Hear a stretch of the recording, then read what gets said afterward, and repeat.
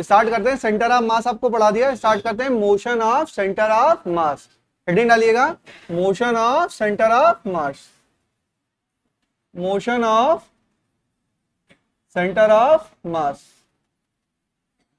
Motion of centre of mass से क्या मतलब है, हमारा रिजिड बॉडी का मोशन। कोई भी बॉडी अगर रिजिड है तो उसका मोशन, जैसे मैंने आपको बता रखा है कि हम पॉइंट ऑब्जेक्ट मान लेते हैं, लेकिन पॉइंट ऑब्जेक्ट है नहीं, तो बॉडी कैसी है, वो पॉइंट ऑब्जेक्ट जैसी नहीं है। तो उसमें जब हम मोशन करेंगे तो वो मोशन किसका होगा, सेंटर ऑफ मास के। मतलब अगर मैं इस बॉटल को उठा के फेंकूं तो ये बॉटल तो रोटेटरी मोशन कर रही है, ये बॉटल जो है वो क्या कर रही है, रोटेशनल मोशन है और ट्रांसलेशन मोशन भी है, बट इसका जो सेंटर ऑफ मास होगा वो आपका एक पैराबोलिक पाथ को या एक ट्रांसलेटरी मोशन को फॉलो करेगा, जिसको मैं अभी एक्सपेरिमेंट से बताऊंगा आपको।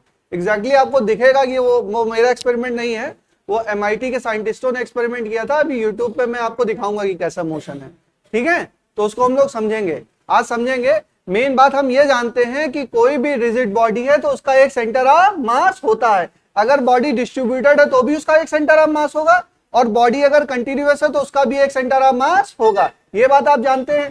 तो अगर हम पूरी बॉडी को अगर थ्रो करते हैं या उसके मोशन की चर्चा हम स्टार्ट करते हैं, अगर मोशन की चर्चा स्टार्ट करते हैं तो उसके सेंटर ऑफ मोशन का जो पाथ होगा वही पाथ हम क्या मान लेंगे, पूरी बॉडी का मान लेंगे। तो हमें यही चर्चा इसमें करनी है। तो इसमें लिखिए motion of centre of mass में थोड़ा ज्यादा थ्योरिकल डिस्कशन आज भी होगा, ठीक है। थोड़ा सा हम लोग न्यूमेरिकल के पास आएंगे, लेकिन आज थोड़ा कॉन्सेप्ट समझ लेते हैं कि एग्जैक्टली कॉन्सेप्ट क्या है, सेंटर ऑफ मास का कॉन्सेप्ट क्या है, इसको थोड़ा डिटेल में समझेंगे और मैं पूरी कोशिश करूंगा कि आपको समझ में आए, ठीक है। चलिए इसमें लिखते चलते हैं। It means motion of centre of mass का मतलब क्या है, it means motion of rigid body, it means motion of rigid body, motion of rigid body. इधर बैठ जाओ बेटा, इधर सीट खाली है, उधर बिटिया के बगल में बैठो। देखो आप लोग बिठा लो। Motion of rigid body,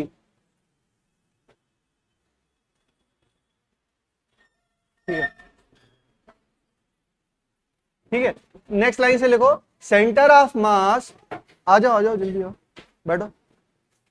centre of mass, centre of mass always takes the easiest path, center of mass always takes the easiest path, always takes। जैसे मैंने बोला कि एक हथौड़ी को मैंने थ्रो किया, एक हथौड़ी को मैंने थ्रो किया, ठीक है ना। तो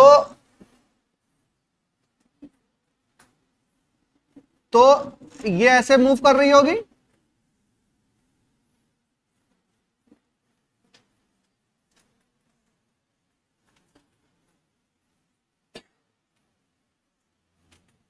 भाई हथौड़ी को लिया, अब यहां तो एक्सपेरिमेंट नहीं कर सकते, अभी मैं दिखाऊंगा आपको। हथौड़ी को मैंने क्या किया, थ्रो किया, हमने क्या किया, इसको थ्रो किया। हथौड़ी नहीं मतलब कुल्हाड़ी है, कुल्हाड़ी है तो कुल्हाड़ी में आगे क्या होता है, लोहा, और पीछे क्या लगा होता है, लकड़ी। तो सेंटर ऑफ मास किधर होगा, हेवियर मास की तरफ, यानी कि लोहे के साइड में होगा। तो सेंटर ऑफ मास समहाउ मैं मान लूंगा कि ऐसा है, इस तरीके से है।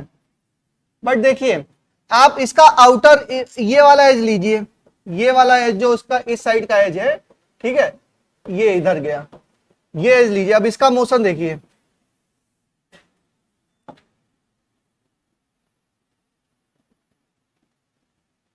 ये कोई मोशन है क्या, तो जानते हैं इस मोशन के बारे में, नहीं जानते हैं, ठीक है। इसका ये वाला एज लीजिए,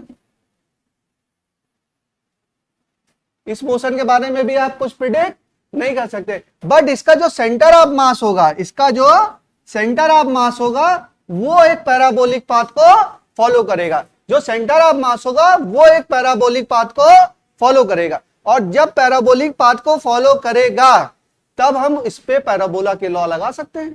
अब तो हमारे रीच में आ गया, पैराबोलिक हमने पढ़ रखा है, तो हम पैराबोला के लॉ लगा सकते हैं। चलो मैं दिखाई देता हूं तब आगे बढ़ने से पहले। इसको एक MIT के साइंटिस्टों ने इसको एक्सपेरिमेंटली परफॉर्म किया था, ठीक है। तो वो मैं दिखाता हूं आप लोगों को। हम लोग चाहें तो कर भी सकते हैं, लेकिन वो हम लोग बहुत रिस्की है करना।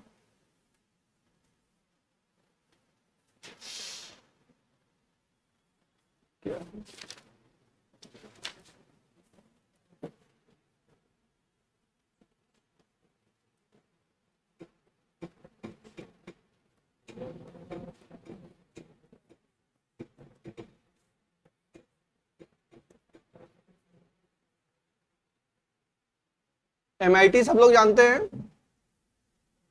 MIT का फुल फॉर्म जानते हो ना, क्या है? हाँ, कौन सा? अरे मद्रास में ही रह गए। मैसाच्यूट इंस्टीट्यूट ऑफ टेक्नोलॉजी वर्ल्ड का नंबर 1 इंजीनियरिंग इंस्टीट्यूट है, और टॉप 200 में इंडिया का IIT भी नहीं है। थोड़ा बड़ा सोचिए। हाँ, इंडिया पे नहीं है हम लोग, मद्रास इंस्टीट्यूट ऑफ टेक्नोलॉजी नहीं, मैसाच्यूट इंस्टीट्यूट ऑफ, पूरा वर्ल्ड का सबसे बड़ा, मतलब सबसे बिग इंस्टीट्यूशन है इंजीनियरिंग के लिए। और भी मैसाच्यूट में बहुत से, मैसाच्यूट है, कैम्ब्रिज है, हार्वर्ड है, वो सब बड़े बड़े इंजीनियरिंग की फील्ड में सबसे बड़ा इंस्टीट्यूट है पूरे वर्ल्ड का। और वर्ल्ड की रैंकिंग में जो IITs हैं वो 200 में भी नहीं है। टॉप 200 यूनिवर्सिटी में इंडिया का IIT नहीं है, बल्कि IIT कितना टफ है ना। तो समझिए कि हम लोग कहाँ पे, हम लोग बहुत पीछे हैं। तीसरी, थर्ड वर्ल्ड में हम लोग रह रहे हैं ना, तीसरी दुनिया बोला जाता है। Hindustan is a third world, मतलब हमसे 3 जनरेशन वो लोग आगे हैं। लेकिन आप लोग भारत का भविष्य है, तो आप लोग आगे ले जाएंगे। चलिए फिलहाल इनकी चर्चा देखते हैं। देखिए एक्सपेरिमेंट, देखिए कितना अच्छा परफॉर्म किया हुआ है। अब देखिए आपको समझ में आ जाएगा। यहाँ के PhD स्कॉलर्स वगैरह हैं या साइंटिस्ट होंगे, जो भी होंगे, उन्होंने किया होगा। इसको थोड़ा सा लाइट थोड़ी सी कम करो, समझ में तभी आएगा। लाइट थोड़ी सी ऑफ करो बेटा, बहुत ज्यादा नहीं ऑफ करना, थोड़ा बहुत ऑफ कर दीजिए। हाँ बस, ज्यादा नहीं, ज्यादा नहीं। अब बस रुक जाओ, बहुत ज्यादा नहीं, बस। अब इसको ऑब्जर्व करना, केवल ऑब्जर्व करना है। चल जाओ भाई, देखो ध्यान से देखिए, केवल 2 बार दिखा दूंगा। सेंटर ऑफ ट्रेजेक्टरी, देखो इसमें क्या कर रहे हैं, पहले आप लोग देख लो, फिर मैं समझाता हूं। हाँ, एक बार देख लो आप लोग।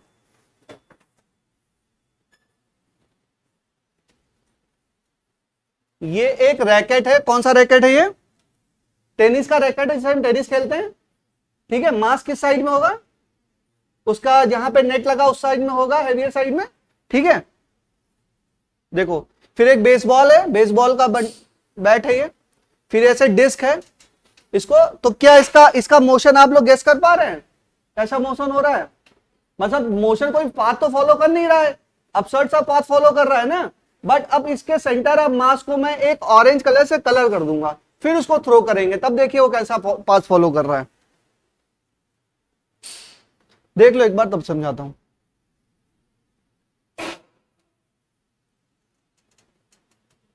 Tossing the same object under the black light with the centre of mass painted at orange. ये जो ऑब्जेक्ट है उसका सेंटर ऑफ मास हमने कैलकुलेट किया। सेंटर ऑफ मास कैलकुलेट करके उसको, भाई इसका सेंटर ऑफ मास होगा ना, रैकेट का सेंटर किसी पॉइंट पे होगा, उसको मैंने ऑरेंज कलर से कर दिया। ठीक है ना। अब ब्लैक लाइट के अंदर फिर उसी सेम ऑब्जेक्ट को थ्रो कर रहे हैं।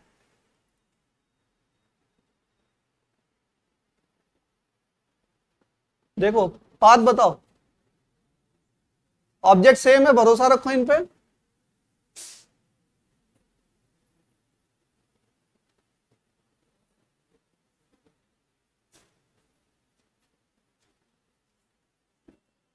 ये देखो डिस्क फेंक रहे हैं, डिस्क।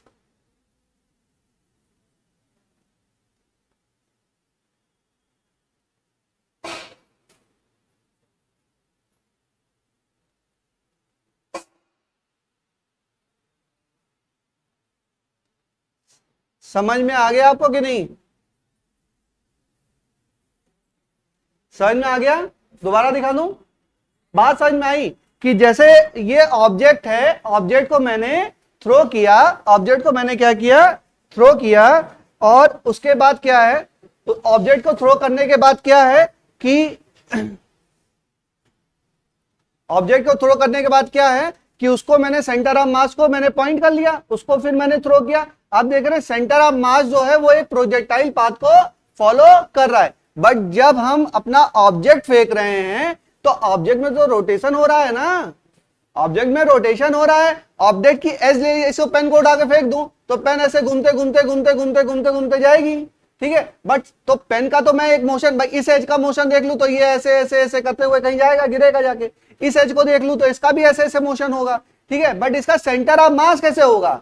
वो एक प्रोजेक्टाइल पाथ को फॉलो करेगा। तो ये बात आपको माननी नहीं है, मतलब फिजिक्स में लिखा दिया, लेकिन इससे समझ में आया एक्सपेरिमेंट में कोई भी रिजिड बॉडी है उसका centre of mass always take the, मतलब जो मोशन होगा सेंटर ऑफ मास जो होगा वो हमेशा ही पैराबोलिक पाथ को फॉलो कर लेगा, या सीधे करेंगे तो ट्रांसलेटरी मोशन को फॉलो कर लेगा। ठीक है, बात समझ में आई?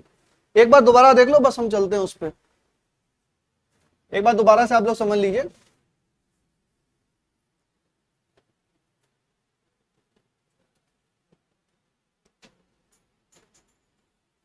लीजिए,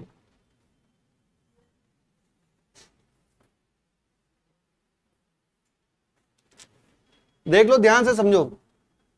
तीन ऑब्जेक्ट फेंके जा रहे हैं, टेनिस का रैकेट है, ठीक है, फिर बेसबॉल है, फिर डिस्क है। ये बेसबॉल है, बेसबॉल रोटेट होते आई, ये देखो, ये आपकी डिस्क है, ठीक है। अब इसके सेंटर ऑफ मास को मैंने हाईलाइट कर दिया और अंडर द ब्लैक लाइट हम क्या कर रहे हैं, इसको थ्रो कर रहे हैं। अब देखो ये मोशन देखो कैसा है, ये प्रोजेक्टाइल, तो सेंटर ऑफ मास कैसा मूवमेंट कर रहा है, प्रोजेक्टाइल मोशन हो रहा है उसका। तो सेंटर ऑफ मास, ये मैं ये कह रहा हूं, centre of mass always take the easiest path. भाई सेंटर ऑफ पैराबोलिक पाथ है, इजीएस्ट पाथ है ना, ऐसे जाएगा बॉल और ऐसे जाके गिर जाएगी। अगर वो ऐसे ऐसे करते जाएगा तो भाई फोर्स लगना चाहिए ना, ऊपर नीचे जाने के लिए लगना चाहिए। तो इजीएस्ट पाथ क्या है आपका, पैराबोलिक ही पाथ है। तो मैं कहूंगा सेंटर ऑफ मास कौन सा पाथ हमेशा लेगा, इजीएस्ट पाथ को फॉलो करेगा। वो ऐसे इररेगुलर पाथ को फॉलो नहीं करेगा। कौन से पाथ को फॉलो करेगा, इजीएस्ट पाथ को फॉलो करेगा। कौन सा होगा, पैराबोलिक होगा। ये एक्सपेरिमेंटली मैंने आपको दिखा दिया ना, तो ये चीज होती है, रटनी ही नहीं है, ये चीज होता है। एक्सपेरिमेंट आपने देख लिया, हो गया, खत्म हो गया एक्सपेरिमेंट। देख लो एक बार, खत्म करो इसको।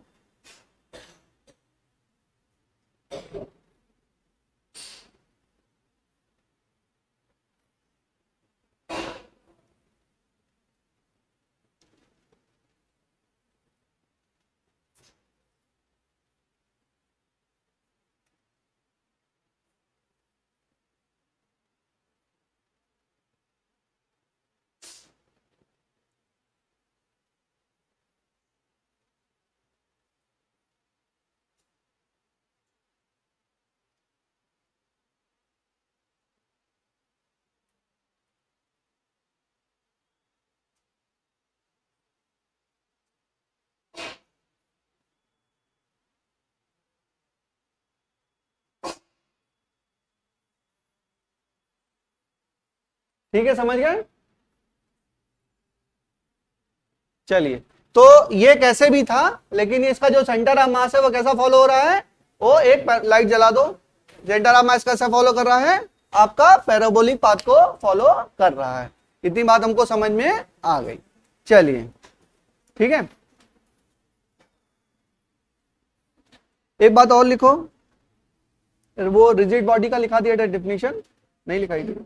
रिजिड बॉडी क्या होती है, rigid body are those body, लिखो rigid body, rigid bodies are those body which do not deform, rigid body are those bodies which do not deform when we apply a force on it.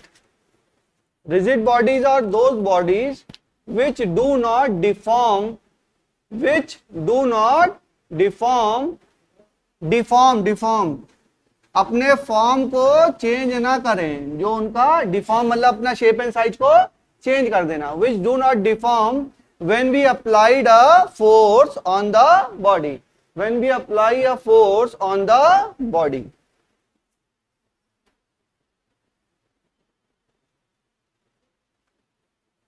When we apply a force on the body,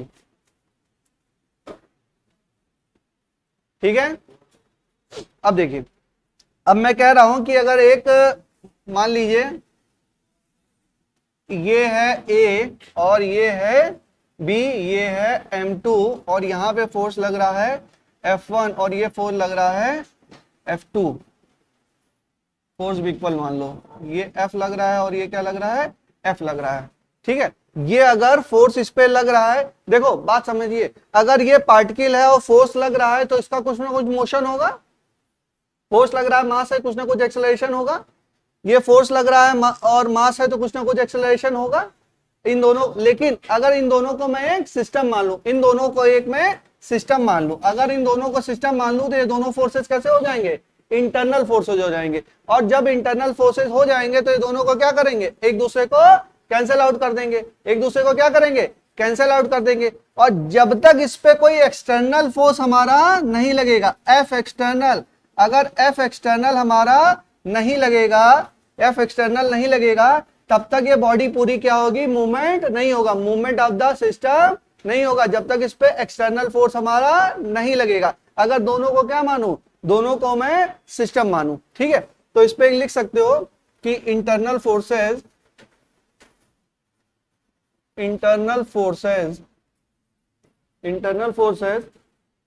are F1 and F2, F1 और F2 मान लो, F1 और F2, F1 and F2,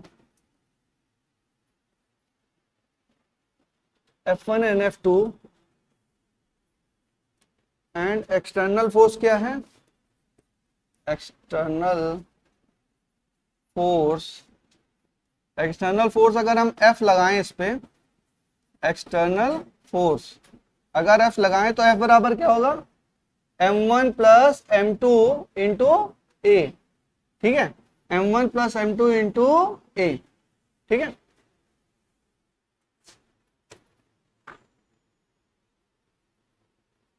अभी इसको आगे समझेंगे क्या मतलब है।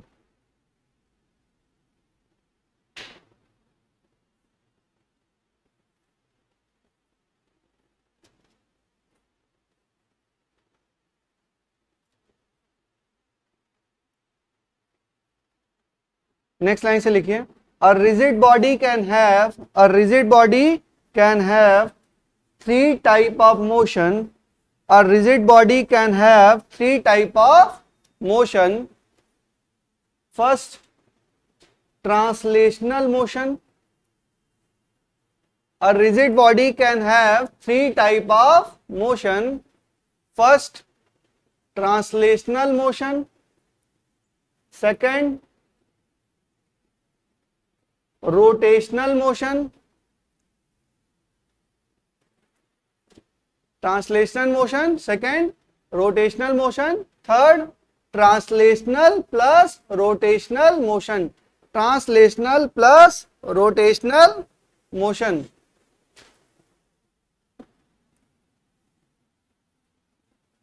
ठीक है, चलिए आपको बताया था, दोबारा बता देते हैं, ये शायद नोट तो नहीं किया था ना।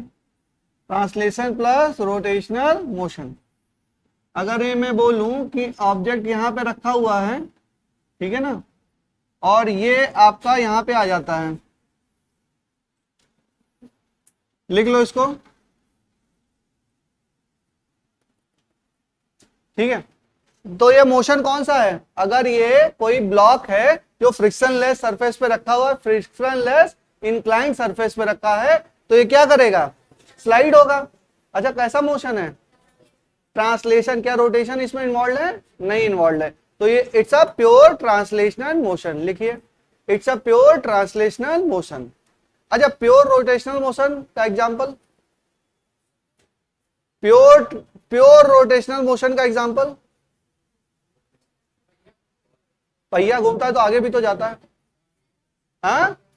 हाँ, अपने सर के ऊपर देखिए पंखा, ये क्या कहीं जा रहा है क्या? ऐसे घूमता घूमता बढ़ जा रहा है आगे? नहीं, कैसा हो रहा है? केवल रोटेट कर रहा है। तो ये क्या है? Only rotational motion. देखिए, आपके अपने आसपास की चीजों को ऑब्जर्व करिए, नेचर से बड़ी कोई चीज नहीं है, नेचर ही हर चीज को सिखाती है, पूरी साइंस नेचर से निकल के आई है, ये जानिए। आप पत्ती को देखें, पेड़ पौधे पत्ती देखें, तो कोई पत्ती होती है तो कैसी होती है? ऐसे होती है ना, मतलब जैसी भी होती है, मतलब ये अगर बीच से आप काट दिए तो जो शेप ये है वही शेप क्या है? ये है। तो सिमेट्री का कॉन्सेप्ट आया कहां से? नेचर से ही आया। कोई भी पत्ती देखिए, पौधा देखिए, पेड़ होता है ना, सिमेट्री एकदम जैसा इधर वैसा ही इधर जितने भी लॉ बने हैं साइंटिस्टों ने बनाए हैं, उन लॉ ऑफ नेचर को ही क्या किया है, डिस्कवर किया है। वो लॉ आपने बनाया नहीं है, न्यूटन साहब ने लॉ लेके नहीं आए हैं, वो क्या है, नेचर में ऑलरेडी एग्जिस्टिंग है लॉ, उसको उन्होंने क्या किया है, डिस्कवर किया है, केवल उसको खोज के निकाला, वो पहले से एग्जिस्टिंग है। जो प्लेन वेन बनाया, लोगों ने प्लेन बना लिया, वो पहले से ही उसका जो एरोडायनेमिक्स का कॉन्सेप्ट है, उसी पे ये पेड़ वो लोग उड़ रहे हैं। क्या कर रहे हैं, पंछी उड़ते हैं तो ऐसे नीचे देखो, हवा मारते उड़ते ऊपर हैं ना। तो बर्नौली थ्योरम लगी तो लगी कैसे भाई, उन्हीं को ऑब्जर्व किया। कोई साइंटिस्ट बैठा होगा एकदम तफसील में, बैठा बैठा देख रहा होगा भाई कैसे उड़ रहे हैं, तो उन्होंने क्या बना दिया, एरोप्लेन वगैरह बना लिया। सारे नेचर तो इसीलिए कहते हैं सबसे ज्यादा ताकत तो आपके अंदर है ना, आप ही के अंदर क्षमता है चीजों को ऑब्जर्व करें। जितना आपका ज्यादा माइंड ओपन रहेगा, उतना ज्यादा आप चीजों को ऑब्जर्व कर सकते हैं। बट सारी चीजें आपके आसपास ही हैं। रोटेशन मोशन आपके पास दिख गया आपको, ठीक है। अब चलिए रोटेशन, ट्रांसलेशन प्लस रोटेशन, तो नीरज ने बता ही दिया, पहिया घूम भी रहा है और आगे भी बढ़ रहा है, तो वो क्या है, रोटेशनल है और ट्रांसलेशन है, उसको लिख लीजिए। और एग्जांपल बताओ रोटेशन प्लस ट्रांसलेशन के।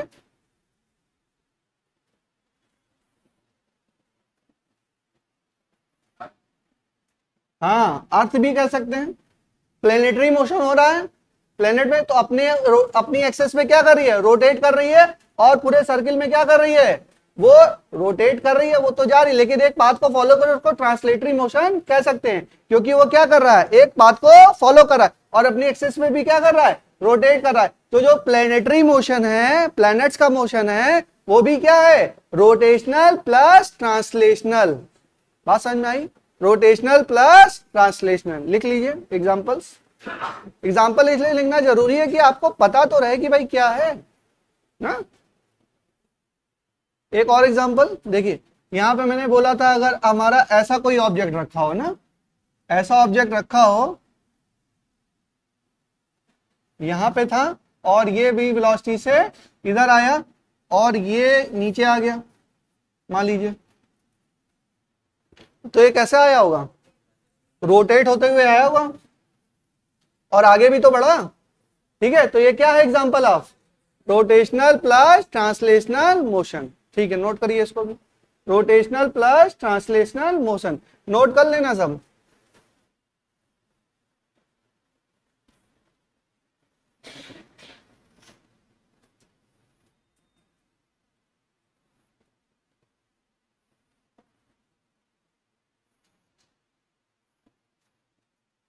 ये फैन बना लो, थोड़ा सा एक पंखा हिल गया, ये क्या है, रोटेशनल, प्योर रोटेशनल मोशन, ठीक है।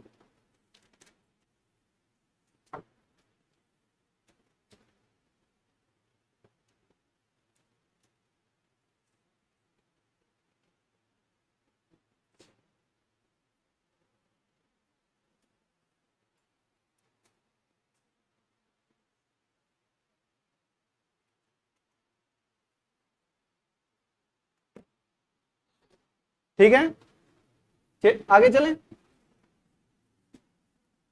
चलिए।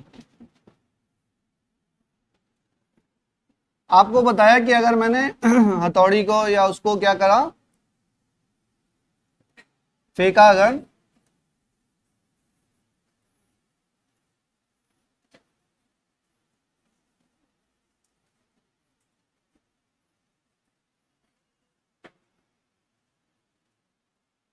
कुछ भी हो, इसका जो सेंटर ऑफ मास है वो एक पैराबोलिक पाथ को फॉलो करेगा, पैराबोलिक पाथ को फॉलो करेगा। तो क्या हम मैक्सिमम हाइट निकाल सकते हैं और क्या हम रेंज निकाल सकते हैं, कहां पे जाके गिरेगा, बताइए क्या होगा, टाइम ऑफ फ्लाइट क्या होगी, 2u sine theta upon G, maximum height क्या होगी, U square sine square theta upon 2g, and range क्या होगा, U square sine 2 theta upon G की 2g, जी, ठीक है। निकाल सकते हैं सब कुछ सेंटर ऑफ मास का। अगर वेलोसिटी ऑफ सेंटर ऑफ मास आपको पता हो, इनिशियल ये पता हो, तो आप सारा ही चीजें निकाल सकते हैं, ठीक है। चलिए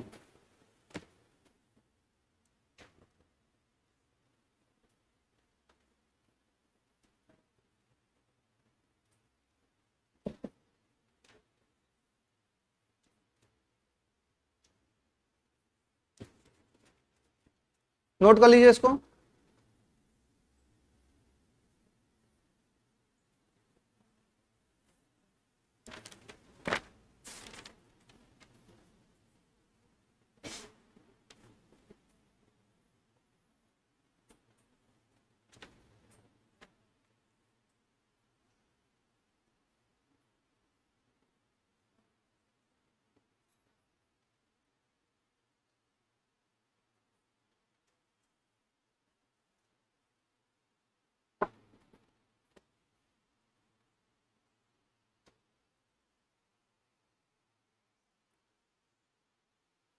नोट हो गया?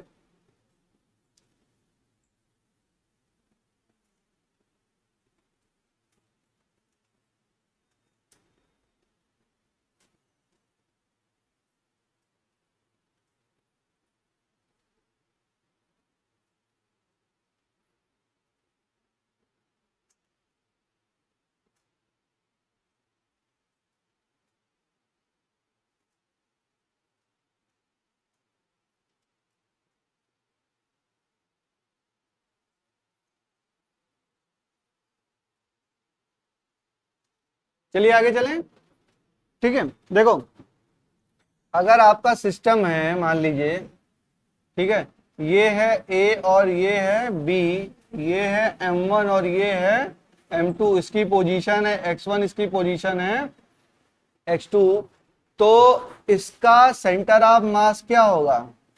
XCOM बराबर M1 X1 plus M2 X2 upon M1 plus M2। ये क्या आ गया? Position of centre of mass. Position of centre of mass आ गया। ठीक है, अब हम velocity of centre of mass निकाल सकते हैं क्या?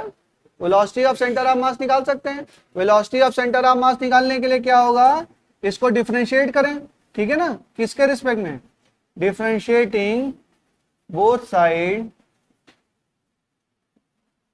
With respect to T. क्या हो जाएगा? dxcom अपॉन dt बराबर, मास तो कांस्टेंट है, क्या चेंज हो रहा है?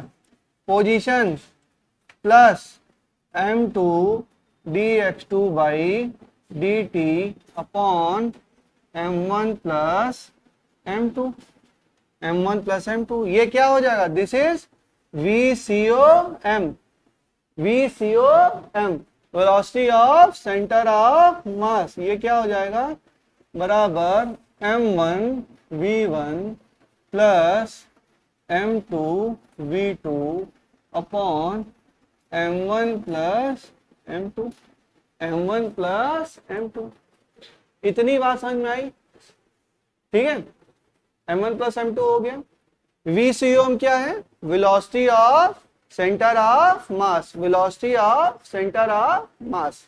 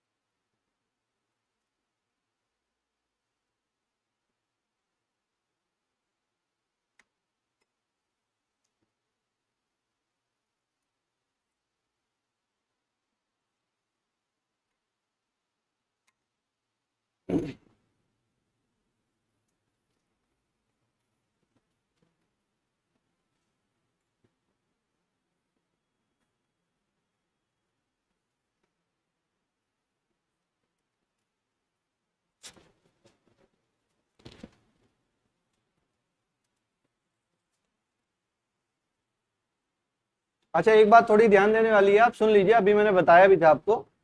जैसे ये रखे हैं ना, सिस्टम ऐसे रखा हुआ है और इस पे क्या है? एक्सटर्नल फोर्स कोई भी लगा नहीं है भाई। इसका क्या? ए पॉइंट पे मास m1 लगा है, m1 है मास, और x1 पोजीशन पे रखा है, और यहाँ पे क्या है? m2 है, और ये x2 पोजीशन पे लगा है। तो मान लो अगर कुछ इंटरनल फोर्स लग भी रहे होंगे तो जितना फोर्स ये इस पे लगा रहा होगा उतना ही फोर्स ये इस पे लगा रहा होगा, तो इंटरनल फोर्स तो कैंसिल आउट हो जाएंगे। जब तक कोई एक्सटर्नल फोर्स सिस्टम पे नहीं लगेगा तब तक इसमें मूवमेंट स्टार्ट नहीं होगा। जब F external on the system क्या है, 0 है, तो मोशन ऑफ सेंटर ऑफ मास होगा, नहीं होगा। तो मोशन ऑफ सेंटर ऑफ मास होने के लिए कौन से फोर्स रिस्पॉन्सिबल हैं, एक्सटर्नल फोर्स रिस्पॉन्सिबल हैं। मान लीजिए कि ये दोनों दो ऑब्जेक्ट हैं, मान लीजिए मेरा मोबाइल रखा हुआ है और ये बॉटल रखी हुई है, इन दोनों का अपना अपना मास है, अपनी अपनी पोजीशन है। मान लीजिए उस दीवार से रेफरेंस लाइन लिया हमने और उस रेफरेंस लाइन से इसकी एक पोजीशन और इसकी एक पोजीशन है, ठीक है। ये दोनों आपस में कुछ फोर्स लगा रहे होंगे, वो इंटरनल फोर्स है जो उससे हमसे मैटर मतलब नहीं है। जब तक एक्सटर्नल फोर्स इस पे क्या है, 0 है, तब तक इसका सेंटर ऑफ मास मूवमेंट करेगा। भाई इन दोनों का एक सेंटर ऑफ मास होगा कि नहीं होगा, दो ऑब्जेक्ट हैं, दोनों की पोजीशन है, दोनों का एक सेंटर ऑफ मास होगा। बात समझ पा रहे हैं कि नहीं, ठीक है। जब एक्सटर्नल फोर्स इस पे 0 है, मैंने कोई भी फोर्स इस पे नहीं लगाया, तो सेंटर ऑफ मास क्या है, अपनी पोजीशन पे। अच्छा मैंने लो सेंटर ऑफ मास ये क्या किया, एक्सटर्नल फोर्स लगा दिया, एक्सटर्नल फोर्स लगा दिया तो दोनों ऑब्जेक्ट के बीच का सेंटर ऑफ मास क्या हो गया, चेंज हो गया। तो सेंटर ऑफ मास में मूवमेंट तो तभी होगा जब एक्सटर्नल फोर्स उस पे अप्लाई हो रहा होगा, इंटरनल फोर्सेस से मतलब नहीं है। सेंटर ऑफ मास के मूवमेंट के लिए which force is responsible, external force. whenever we apply a external force on a body, the center of mass will start moving, and whenever the external force is 0, the center of the position of center of mass will remain the same, ठीक है। Position of centre of mass क्या होगी, same होगी जब external force 0 होगा। और जब भी एक्सटर्नल फोर्स लगाएंगे तो सेंटर ऑफ मास क्या करेगा, मूव करेगा। क्या इतनी बात समझ में आई, थोड़ा सा आगे बढ़े हम। अब देखो, अब सेंटर ऑफ मास मैंने आपको ये तो पिछले 5-6 लेक्चर से पढ़ाते आ रहे हैं। दो सिस्टम है, मास m1 m2 है, पोजीशन x1 x2 है, तो दोनों का क्या हो गया, सेंटर ऑफ मास x बराबर m1 x1 plus m2 x2 upon m1 plus m2 हो गया। 20, तो ये क्या, फिर इसको डिफरेंशिएट कर दिया, डिफरेंशिएट किया तो क्या आ गया, 20 um क्या है, velocity of centre of mass, velocity of centre of मास। और ये क्या आ गया, m1 dx1 by dt plus m2 dx2 by dt upon m1 plus m2 upon m1 plus m2। इसको तो ये आ गया, ठीक है। और ये m1 प्लस m2 क्या है, टोटल मास। तो total mass into velocity of COM बराबर क्या है, m1 v1 plus m2 v2। और ये है क्या, what is this, this is total momentum. क्या है, टोटल मोमेंटम। ये क्या है, टोटल मोमेंटम। भाई इसका मोमेंटम क्या होता है, मास इनटू वेलोसिटी। अब कंजर्वेशन ऑफ मोमेंटम पे अभी पहुंच रहे हैं हम लोग, बस आज पहुंचने वाले हैं, पहुंच जाएंगे, ठीक है। तो हम क्या पे, जैसे ही हमने देखा कि टोटल मास इनटू VCOM बराबर m1 v1 plus m2 v2, ये क्या हो गया, पूरे सिस्टम का क्या हो गया, मोमेंटम हो गया। पूरे सिस्टम का क्या हो गया, मोमेंटम हो गया। अब एक लाइन और चलें, इसको भी मैं डिफरेंशिएट करूं, इसको भी मैं डिफरेंशिएट, इतना नोट कर लो फिर मैं आगे बढ़ूं, इतना नोट कर लीजिए।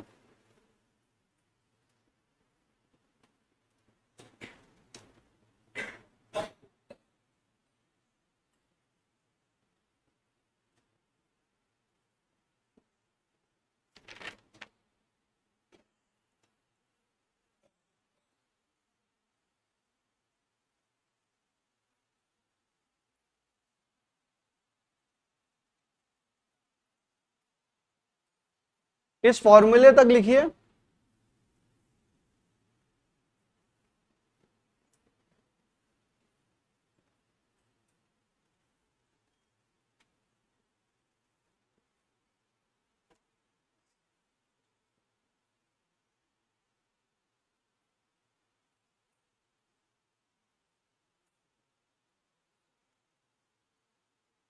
रोटेशन मोशन धीरे हो रहा है, बंद करा दें क्या, मेरी आधी क्लास बीमार है, बीमार हो रहे हो सब लोग, बंद कर दें।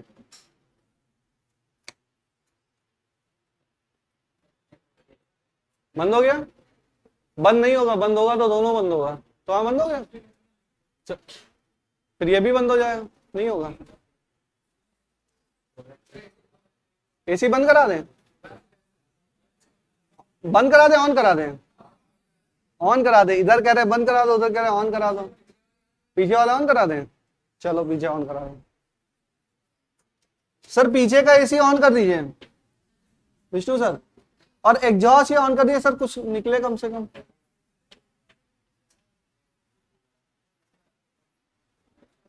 देखो बरसात के मौसम के बाद ना बहुत तेजी से, आप लोग तो डॉक्टर हैं, आपका सीजन आ जाता है बरसात के बाद, डॉक्टर लोग बहुत खुश होते हैं ना, बीमारियां बहुत तेजी से फैलती हैं।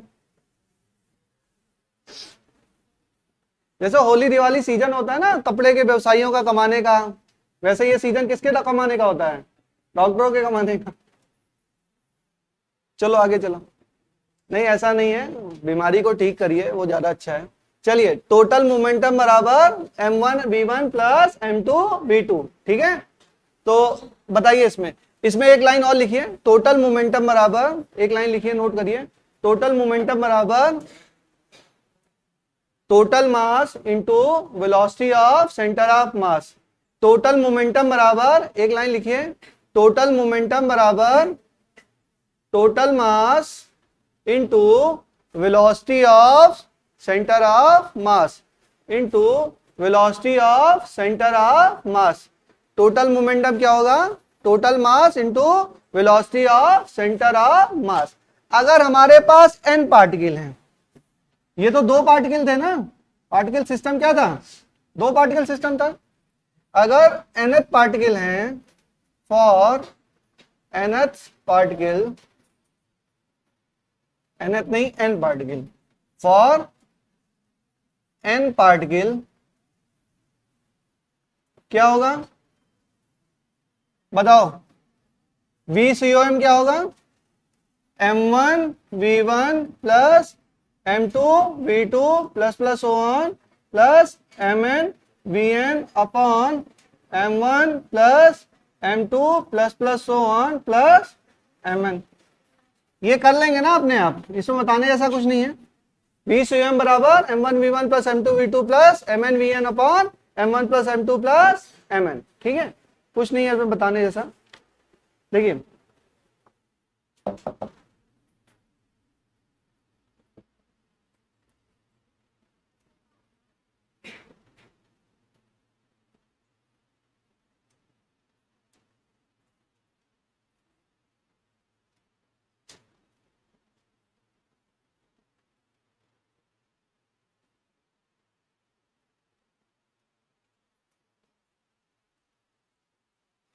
ठीक है, चलिए एस नोट हो गया, नोट हो गया, ठीक है। अब मैं बोलूं कि इस वाले पे आप डिफरेंशिएट इसको दोबारा करिए, VCOM को डिफरेंशिएट करिए, differentiating velocity of centre of mass, velocity of centre of mass, differentiating velocity,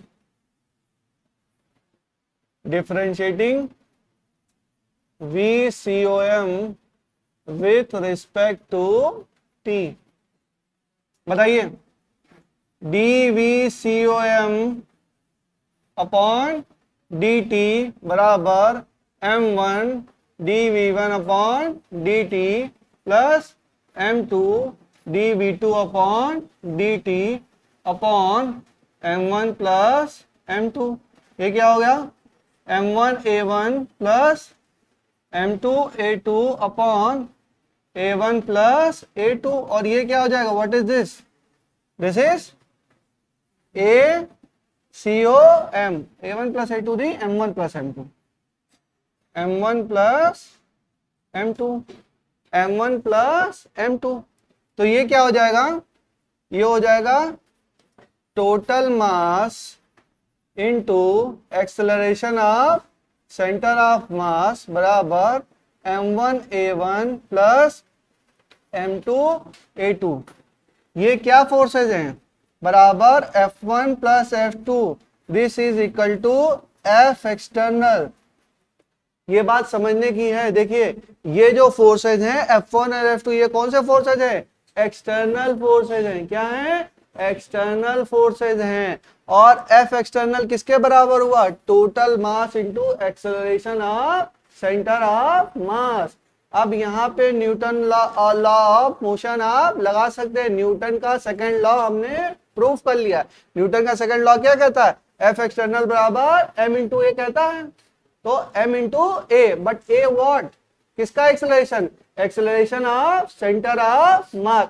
centre of mass की जब हम बात करेंगे तो वहां पे हम अपना यानी कि कोई भी ऑब्जेक्ट हो उसको अगर मैं पॉइंट मास मान लूं या उस पूरे, भाई पॉइंट मास मानने का मतलब क्या था? पॉइंट मास मानने का मतलब यही है कि पूरी बॉडी को मास मैंने एक पॉइंट पर कंसंट्रेट कर लिया और उसी को तो सेंटर ऑफ मास बोल रहे हैं। पॉइंट मास मानने का मतलब क्या है?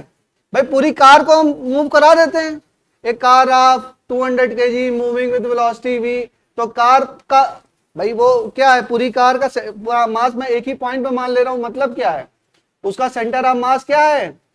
एक पॉइंट पे है और मैं न्यूटन लॉ लगा रहा हूं तो एक्सेलरेशन ए पे मान रहा हूं। तो एक्सेलरेशन ए किस चीज का है? सेंटर ऑफ मास का एक्सेलरेशन है। सेंटर ऑफ मास का एक्सेलरेशन है। हम जो पढ़ते आ रहे हैं पॉइंट मास वाली चर्चा, वो पॉइंट मास एक्चुअल में क्या था? उस ऑब्जेक्ट का सेंटर ऑफ मास था। अब थोड़ा और डिटेल में हम पढ़ रहे हैं तो पढ़ रहे हैं हम। अब पॉइंट ऑफ एप्लीकेशन आप फोर्स आगे चेंज कर देंगे तो हमारा वो क्या होगा? रोटेशनल मोशन हो जाएगा। बस इतना ही तो अंतर है, बात समझे? तो अभी हम क्या कर रहे हैं? मोशन ऑफ सेंटर ऑफ मास हम लोग पढ़ रहे हैं। मोशन ऑफ सेंटर ऑफ मास यहां तक लिख लिया, यहां तक लिख लिया, ठीक है? तो यहां तक लिखो, फिर ऑब्जर्वेशन बताते हैं क्या क्या ऑब्जर्वेशन है।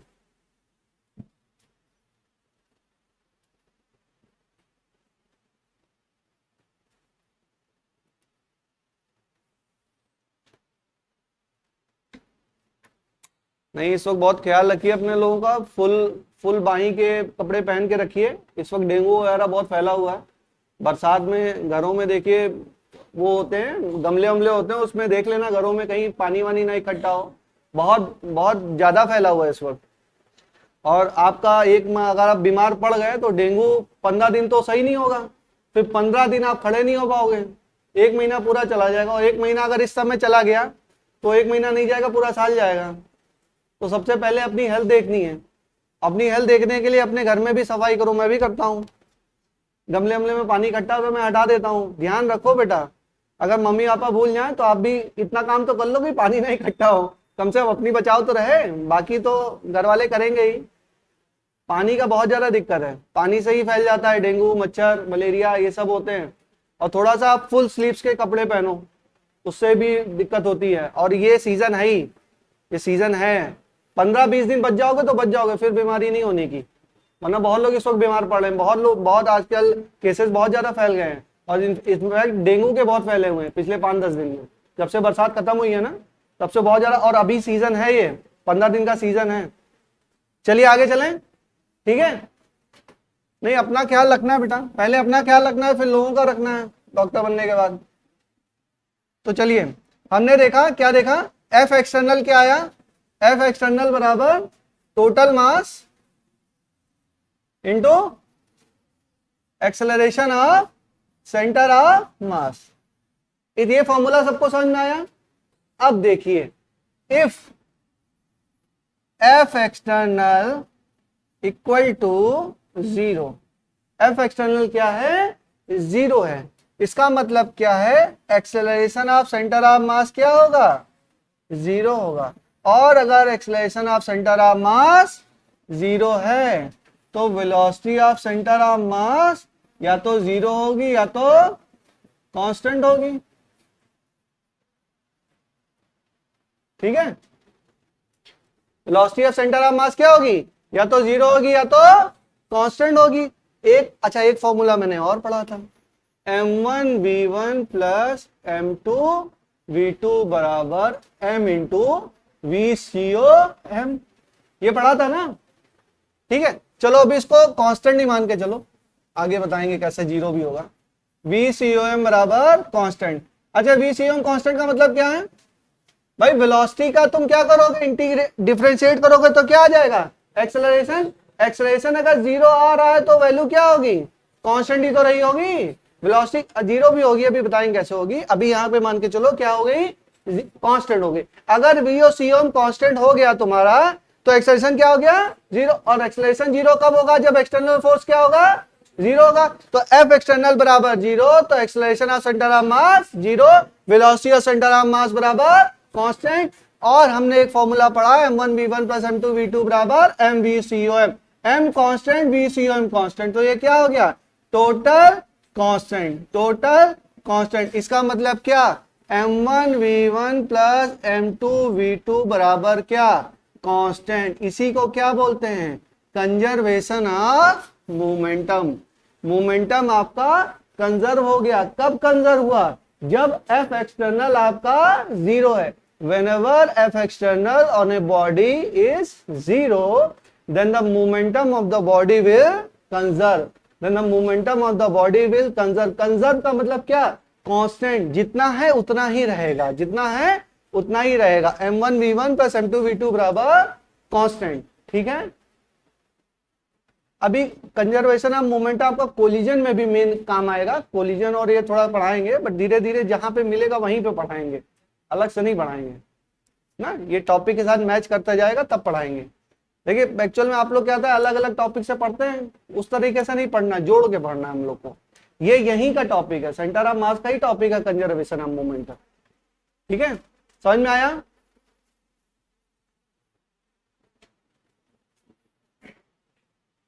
तो m1v1 प्लस m2v2 बराबर constant, so the momentum will be conserve, so the momentum will be conserved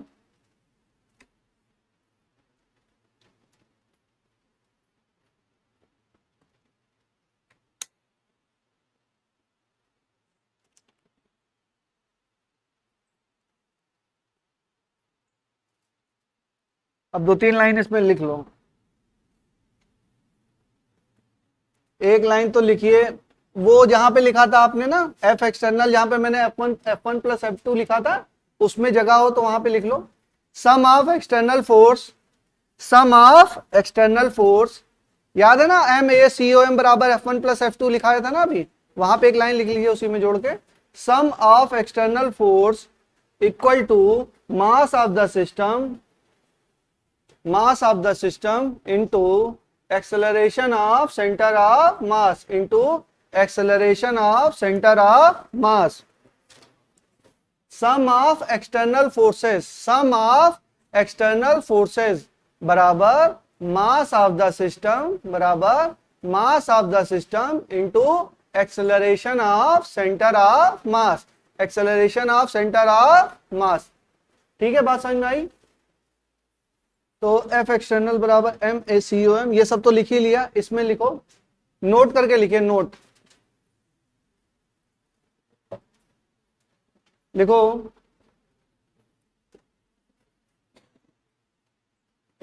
देखो in the we can see और observe the motion of centre of mass, we can see और observe the motion of centre of mass, we can see और observe the motion of centre of mass only if नहीं, only in the presence of external forces, only in the presence of external forces, जब भी external force present होंगे तभी centre of mass का movement होगा, तभी centre of mass का movement होगा। नेक्स्ट लाइन से लिखिए, internal forces, internal forces will not contribute, internal forces will not contribute in the motion of center of mass, in the motion of center of mass, internal forces will not contribute in the motion of center of mass,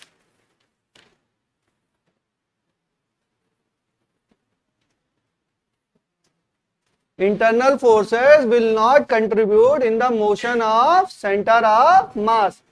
There are three possible cases, there are three possible cases, there are three possible cases. First लिखिए, when center of mass is at rest, when center of mass is at rest, center of mass is at rest, heading डालिए when center of mass is at rest। इसको note कर लीजिए तब समझाते हैं। m1 m2 x1 note करते जाइए तुरंत, x1 x2, ये हो गया पॉइंट ए, ये हो गया पॉइंट बी, और ये हो गया आपका एक सिस्टम, ठीक है ना।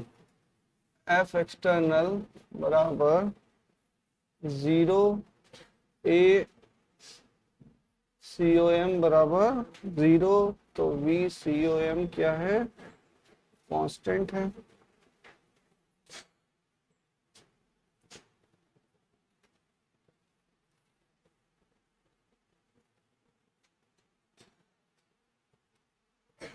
VCOM कांस्टेंट, तो HCOM बराबर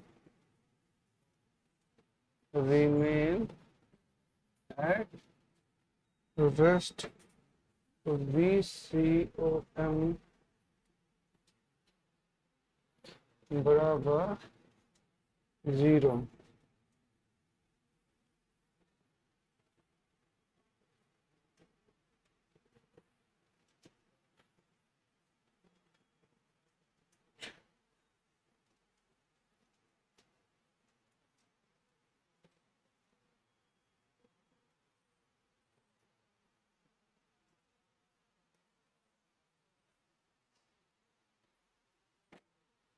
देखो सेंटर ऑफ मास क्या है आपका, रेस्ट पे है। बेसिक से चलते हैं, एकदम बेसिक से ना। सेंटर ऑफ मास आपका रेस्ट पे है, इसका मतलब क्या है?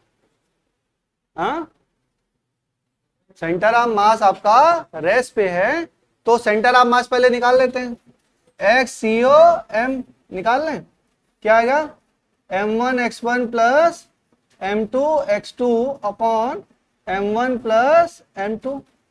अगर ये रेस्ट पे है तो सेंटर ऑफ मास की पोजीशन जो है वो चेंज नहीं हो रही है, पोजीशन चेंज नहीं हो रही है। अगर पोजीशन नहीं चेंज हो रही है तो VCOM क्या होगा, आपका 0 होगा, और ACOM भी क्या होगा, वो 0 होगा। तो F एक्सटर्नल क्या होगा, आपका 0 होगा। F एक्सटर्नल क्या होगा, 0। F एक्सटर्नल बराबर total mass into acceleration of centre of मास। भाई अगर आपका पार्टिकल जो है वो रेस्ट पे ही है तो उसका सेंटर ऑफ मास कुछ ना कुछ सेंटर ऑफ मास होगा, और सेंटर ऑफ मास अगर चेंज, मतलब बॉडी क्या है, सेंटर ऑफ मास अगर मूव नहीं कर रहा है तो उसकी वेलोसिटी क्या होगी, 0 होगी। और अगर वेलोसिटी 0 है तो एक्सेलरेशन भी 0 है। अगर एक्सेलरेशन 0 है तो external force on the body क्या है, 0 है। और अगर एक्सटर्नल फोर्स 0 हुए तो हमारा मोमेंटम कंजर्वेशन लग गया। मोमेंटम कंजर्वेशन क्या हो गया, मोमेंटम अब यहां पे क्या होगा, m1 v1 plus m2 v2 बराबर क्या, m1 plus m2 into VCOM, और VCOM क्या है, 0 है, तो ये क्या हो जाएगा, 0 के बराबर। तो m2 v2 बराबर 0, यहां पे क्या हो जाएगा, m1 v1 plus m2 v2 बराबर 0। और देखिए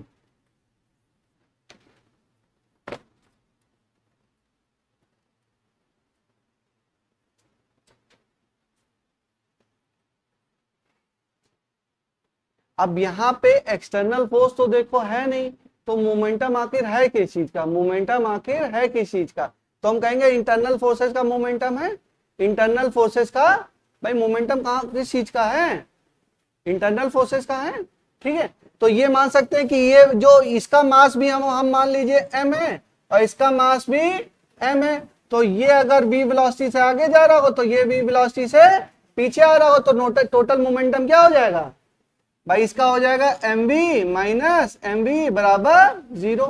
यही तो कंडीशन आएगी भाई। ये टोटल एक्सटर्नल फोर्स क्या है, 0 है, ये तो मोमेंटम होगा किसका, इंटरनल फोर्सेस का होगा। इंटरनल फोर्सेस तो 0 आ रहा है, इसका मतलब सेटिस्फाई होनी चाहिए ना चीजें।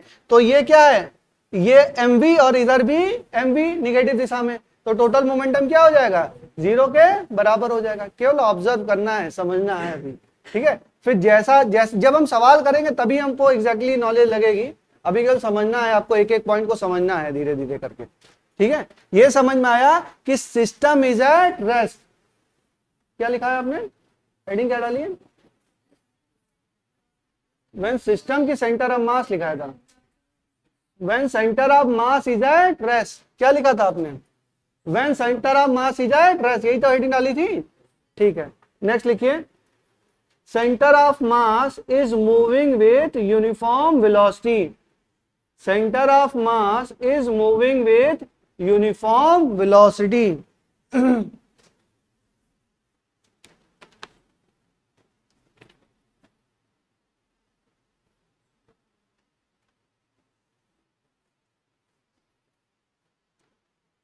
Centre of mass is moving with uniform velocity.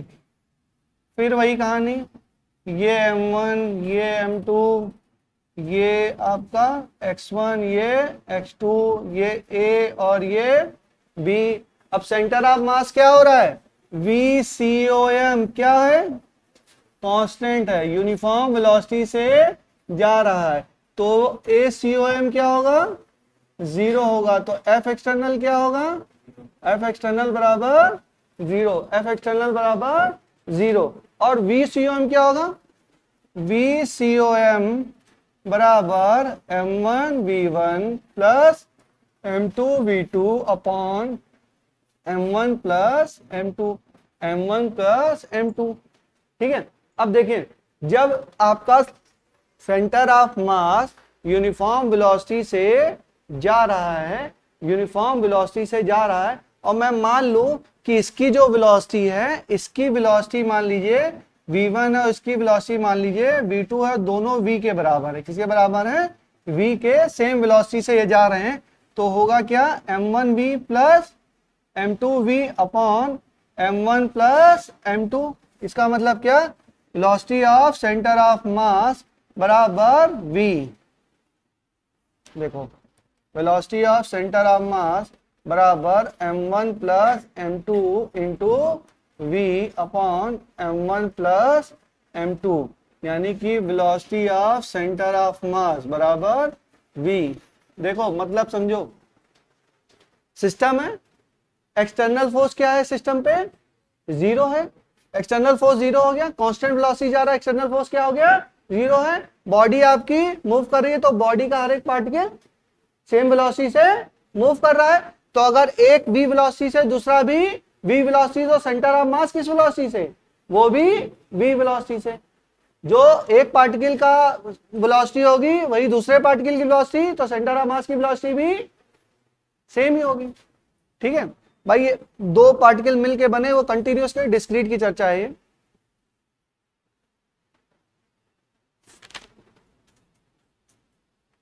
एक लाइन लिख लीजिए इसमें, if the system is moving with same velocity v, if the system is moving with some velocity v, if the system is moving with some velocity v and there is no external forces, and there is no external forces on it, then center of mass, if the system is moving with some velocity v and there is no external force on it, and there is no external force on it, then center of mass will also move with same velocity. Then center of mass will also move with same velocity, with same velocity.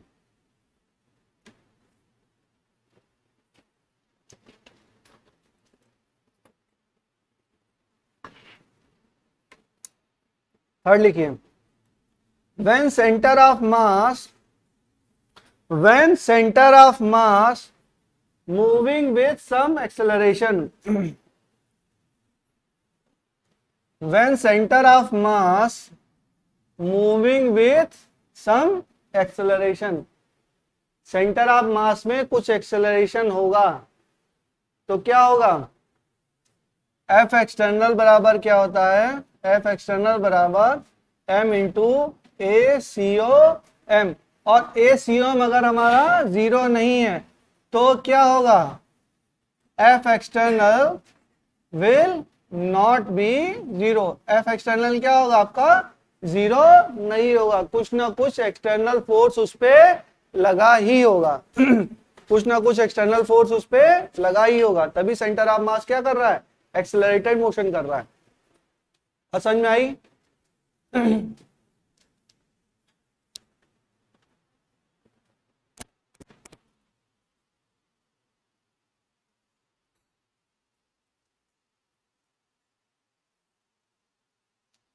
Next heading डालिए, conservation of momentum और momentum conservation, conservation of momentum और momentum conservation, conservation of momentum और momentum conservation, actual में momentum conservation ही होता है, अब किताबों में लिखा रहता है कंजर्वेशन ऑफ मोमेंटम। अब देखिए, अगर आपका if F external equal to zero, then F external बराबर क्या होता है, M into A C O M, तो ए सी ओ एम क्या हो जाएगा, ए सी ओ एम बराबर zero, acceleration of centre of mass क्या होगी, जीरो, और तो velocity of centre of mass क्या होगा, constant, velocity of centre of mass equal to constant, ठीक है। For N particle, for N particle VCOM क्या होगा, M1 V1 plus M2 V2 plus plus so on plus Mn Vn upon M1 plus M2 plus plus so on plus Mn, तो ये क्या हो जाएगा, M1 V1 plus M2 V2 plus plus so on plus Mn Vn बराबर क्या, total mass into velocity of centre of मास, और total mass constant है और वेलोसिटी ऑफ सेंटर ऑफ मास भी क्या है आपका कांस्टेंट है, तो ये क्या हो जाएगा, ये हो जाएगा कांस्टेंट, तो total momentum, total momentum is equal to constant, या हम कह सकते हैं M1 V1 plus M2 V2 plus plus so on plus Mn Vn बराबर कांस्टेंट, या इसी को शॉर्ट में कह सकते हैं Mv बराबर कांस्टेंट, Mv बराबर constant. This condition is true when the external force on the body is zero, when the external force on the body is zero, और अगर सेंटर ऑफ मास का मूवमेंट नहीं हो रहा है, when the center of mass is not moving, then अगर centre of mass constant velocity से जा रहा है तब तो हम कहेंगे मोमेंटम क्या हुआ, कंजर्व हुआ, और जब हम बोलेंगे सेंटर ऑफ मास आपका रेस्ट पे है तो VCOM क्या हो जाएगा, जीरो हो जाएगा, तब हम बोलेंगे टोटल मोमेंटम कितना है, जीरो है, टोटल मोमेंटम कितना है, जीरो है। कब, जब बॉडी का सेंटर ऑफ मास रेस्ट पे है, then the total momentum will equal to zero, and when the centre of mass is moving with constant velocity VCOM, then the total momentum will remain conserve, conserve और zero में मतलब समझ में आ रहा है, conserve का मतलब क्या है, कांस्टेंट रहेगा, और जीरो का मतलब तो जान ही रहे, जीरो से बहुत पुरानी पहचान है सबकी, नंबर जीरो आते ही होंगे, नहीं आते हैं, चलो अच्छी बात है, नहीं आए, चलिए नोट करिए इसको।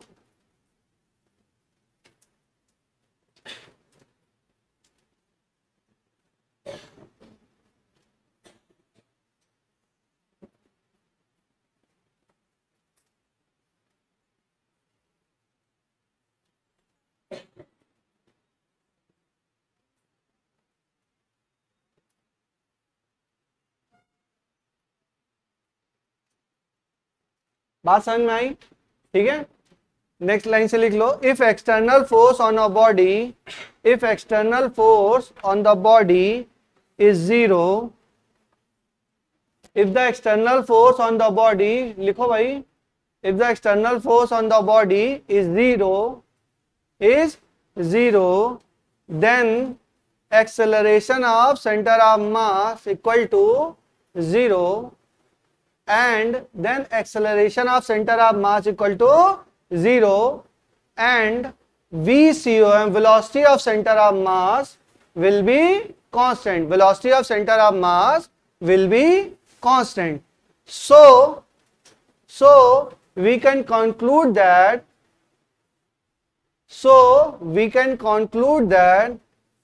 total momentum of the system, total momentum of the system will remain conserved. Total momentum of the system will remain conserved.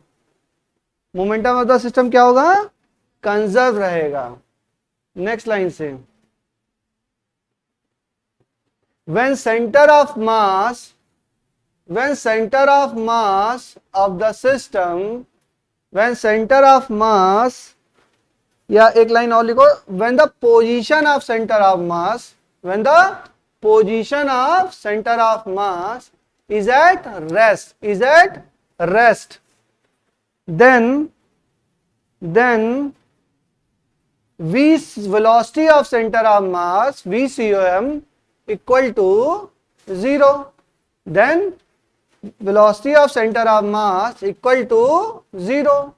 So the total momentum of the system,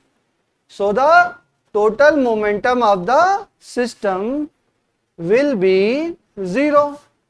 So the total momentum of the system will be 0.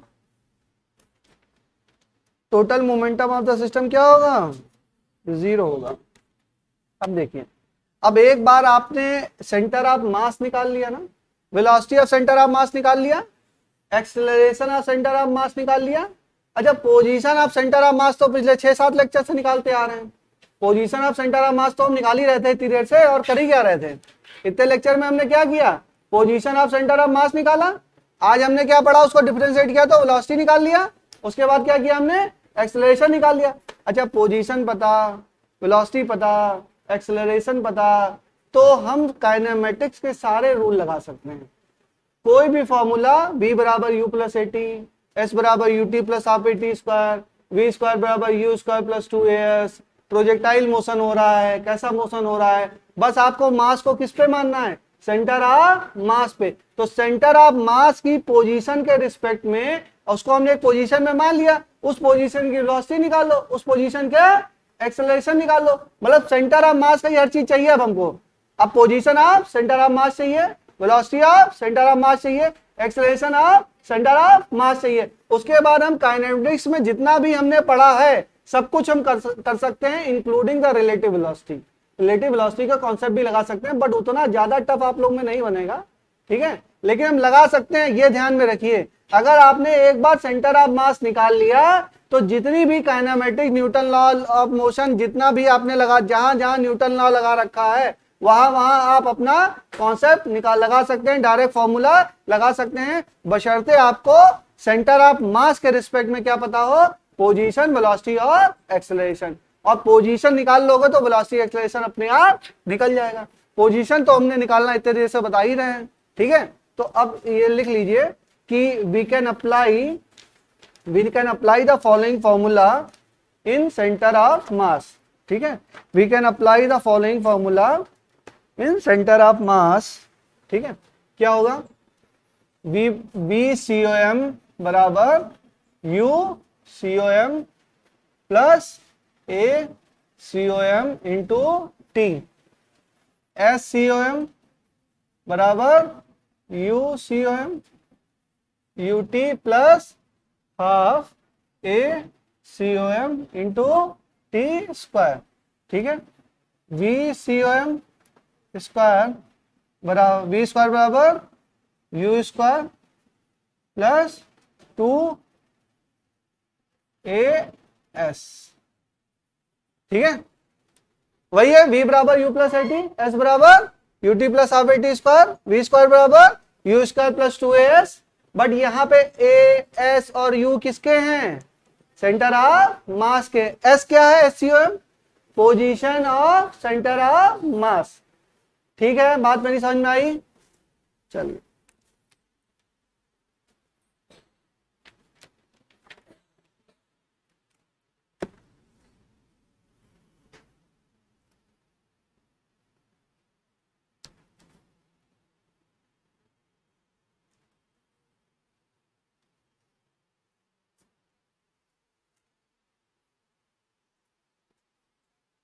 देखिए अभी मैंने आपको पढ़ाया था कि जो body है rest पे है, क्या है? बॉडी अगर रेस्ट पे है, जब acceleration of centre of mass zero है और initial velocity of centre of mass zero. देखो ACOM क्या है आपका? जीरो है, और ACOM क्या है आपका? जीरो है। Acceleration of centre of mass zero और इनिशियल, भाई आपका जो पोजीशन है वो सेंटर ऑफ मास क्या करा? अपनी पोजीशन चेंज नहीं करा। सेंटर ऑफ मास कहाँ पे है? रेस्ट पे है। उल्टा पढ़ा था ना हमने, सेंटर ऑफ मास रेस्ट पे है तो वेलोसिटी क्या हो गई? जीरो, और एक्सेलरेशन क्या हो गया?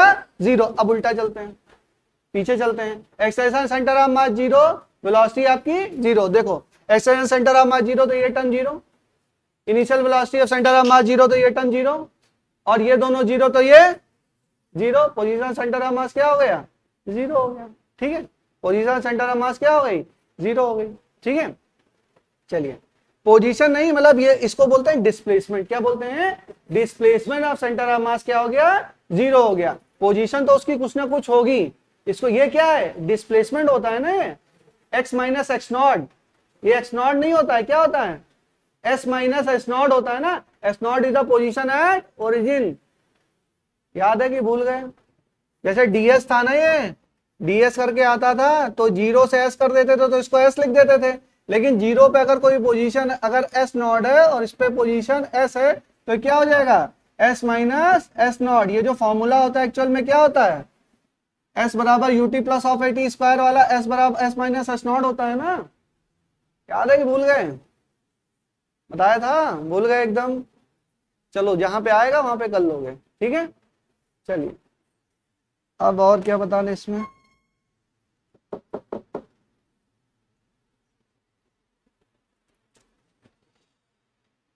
हाँ लिखो, और लिखो, लिखो VCOM और ACOM अगर दोनों कोलिनियर हैं, अगर VCOM और ACOM अगर velocity of centre of mass and acceleration of centre of mass collinear है, कोलिनियर है। चलो कोलिनियर वेक्टर के बारे में जिससे पूछूंगा वो बताएगा। याद है? याद है सबको? बताओ अभिषेक, बताओ बेटा, कोलिनियर वेक्टर किसे कहते हैं? बताओ बताओ। हाँ बताओ। एक ही लाइन में हो, एक ही लाइन में हो। अगर मैं बोलूं कि ये वेक्टर है और ये वेक्टर है, ये दोनों कोलिनियर है, ए और बी, ए और बी, बताओ इन दोनों में से कौन सा कोलिनियर है? हाँ, ऊपर वाला कोलिनियर है। बैठ जाओ, बताओ। साक्षी के बगल जो तूबा नाम है बेटा, क्या नाम आपका? बुशरा। हाँ मैं कंफ्यूज होता हूँ, तूबा किसका नाम है? इस बेटी आपका नाम है ना। तुम बताओ बेटा कौन सा है कोलिनियर वेक्टर? कौन सा है? ऊपर वाला? दोनों है। आप बताओ बुशरा कौन सा है? हाँ बिल्कुल, बहुत सही। और बताओ, इधर से बताओ कोई बच्चा, बताओ आयुष्मान, कौन सा वेक्टर कोलिनियर? कौन सा वेक्टर कोलिनियर? अच्छा और बना देता हूं एक बार और।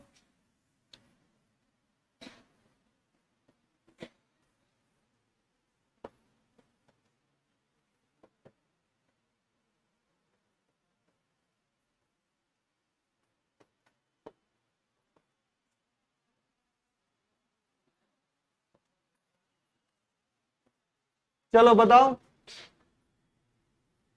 बताओ पूजा, तुम बताओ बेटा, बताओ कौन कौन से कोलिनियर हैं? हाँ अरे बोलो। चार बनाए मैंने, 1 2 3 4, बताओ कौन कौन से कोलिनियर हैं? चारों में कोलिनियर वेक्टर हैं, चारों कोलिनियर हैं। और कोई बताएगा? अब पढ़ना बताओ बेटा, कौन सा है?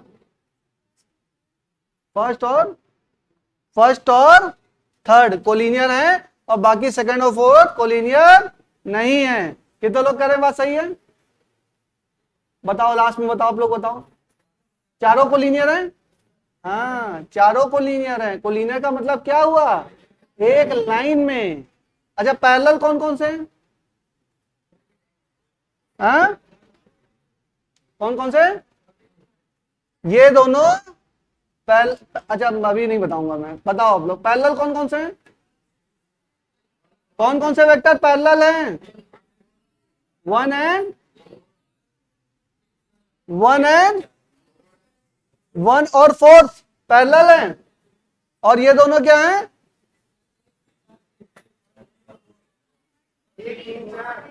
एक, तीन और चार, ये दोनों, ये तीनों क्या हैं?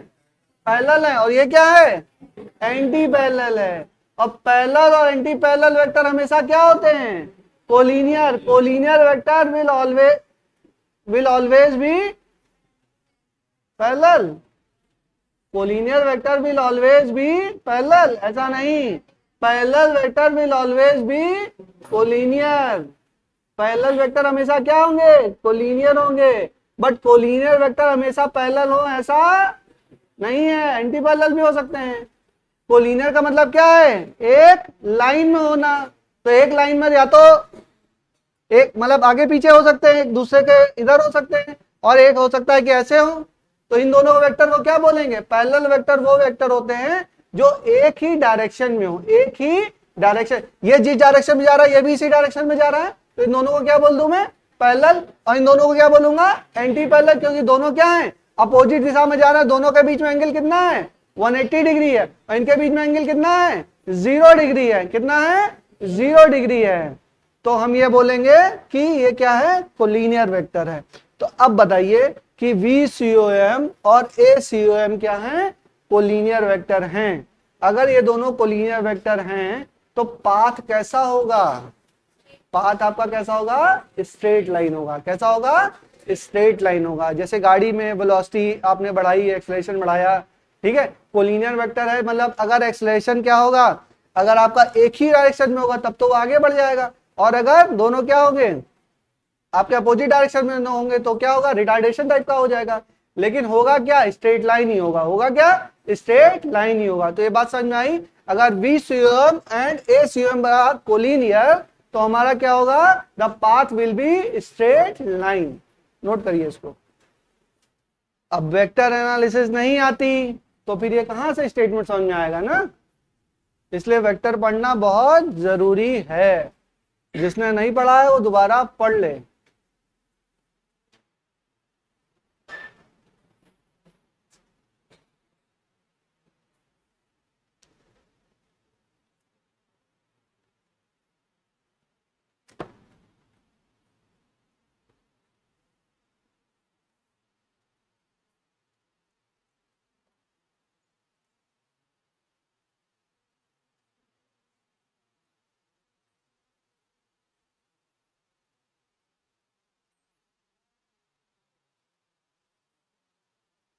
अच्छा, VCOM और मान लीजिए ACOM के बीच में कुछ एंगल है।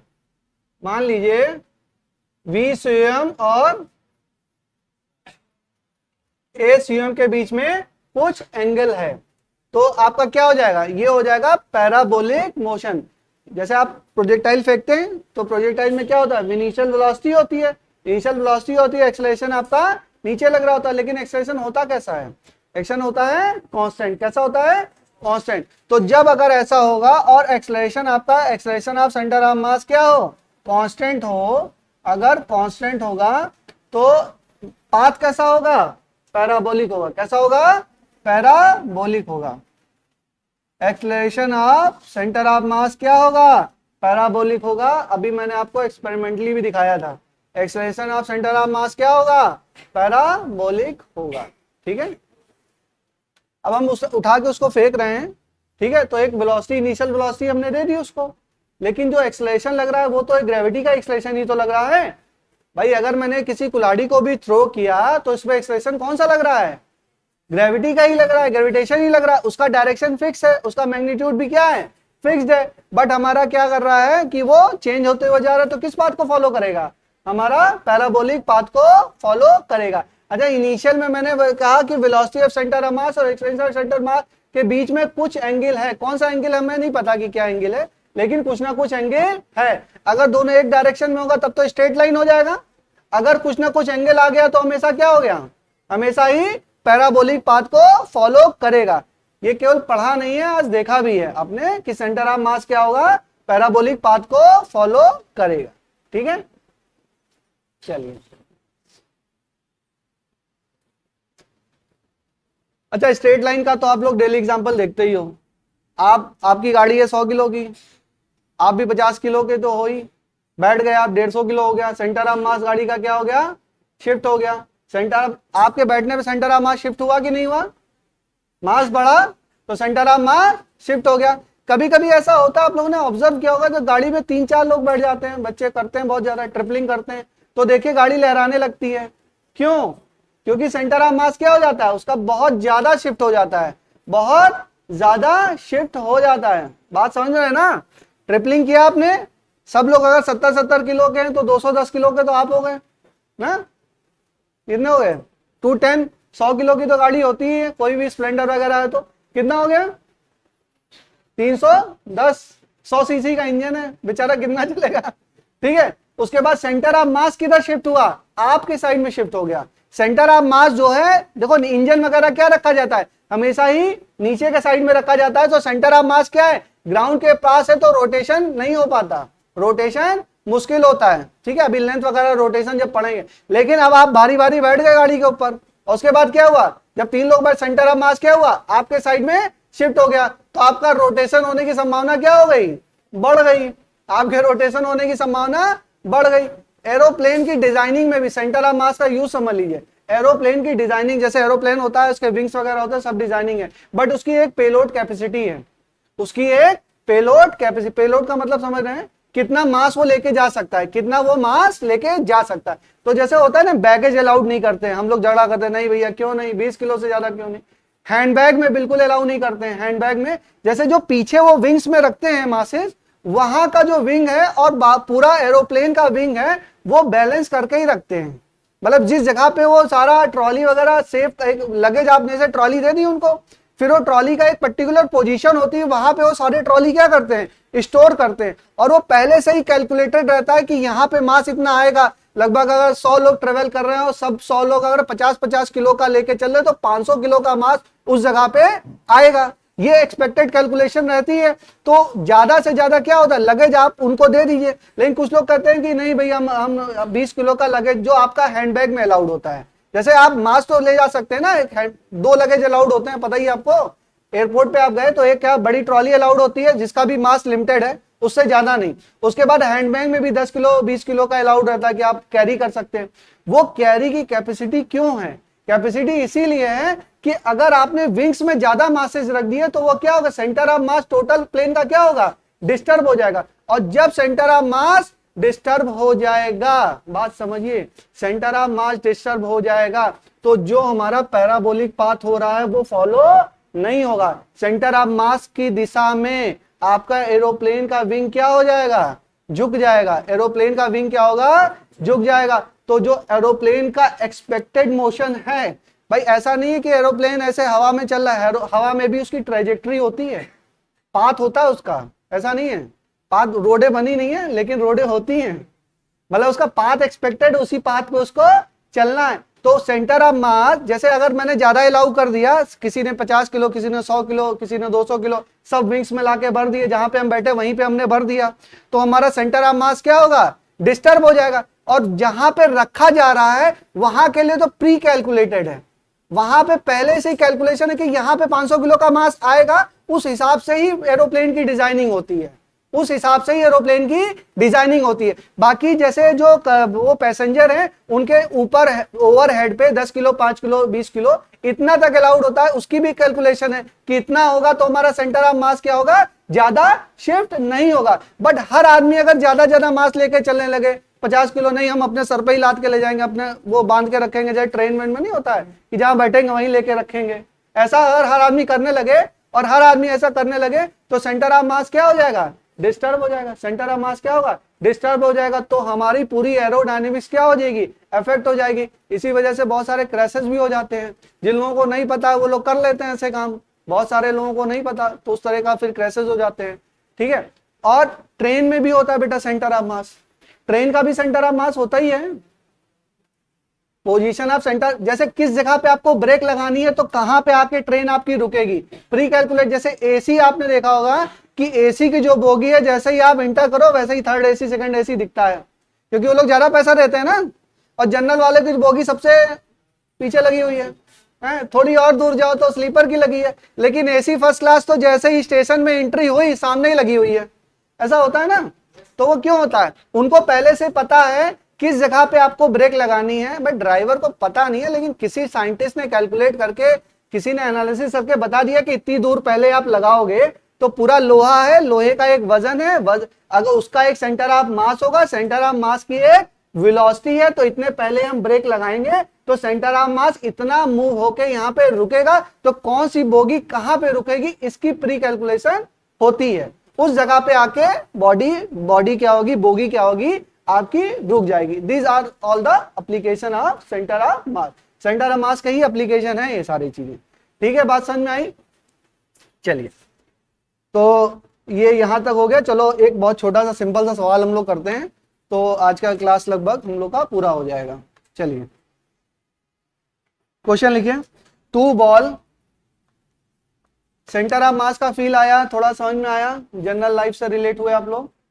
लिखिए, two ball with mass m1 equal to 3 kg, two ball with mass m1 equal to 3 kg and m2 is equal to 5 kg have the initial velocity v1 बराबर v2 बराबर v2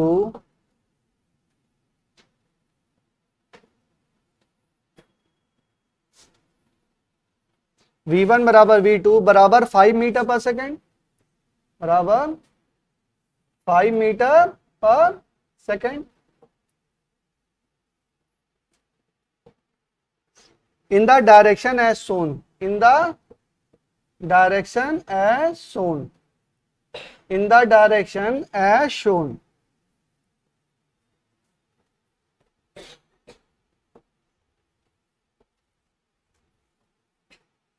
They collide at origin, they collide at origin, they collide at origin. First point लिखिए, find the velocity of centre of mass, find the velocity of centre of mass,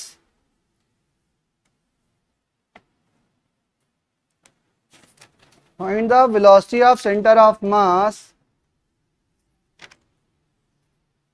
before collision, before collision, velocity of centre of mass before collision.